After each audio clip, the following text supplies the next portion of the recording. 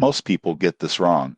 They think Next Wave Pay is just another high-cost payday or BNPL app. The surprising truth in 2026 is that it's become a fast, reliable, and flexible platform for accessing short-term cash and splitting payments responsibly. Here's how it works. Next Wave Pay lets users request small cash advances or divide urgent expenses into installments. Funds are often available within hours, making it ideal for emergencies such as medical bills, car repairs, or utility payments. Clear repayment schedules and reminders keep users informed and reduce the risk of missed payments. The app also offers financial insights, tracking repayments, upcoming obligations, and even spending trends. This turns Next Wave Pay into a short-term financial management tool rather than just a cash advance service. The downside: frequent use for non-essential spending can become costly. The key is using it responsibly for urgent or planned short-term needs. Tips for responsible use: 1. Borrow only what you can repay on time. 2.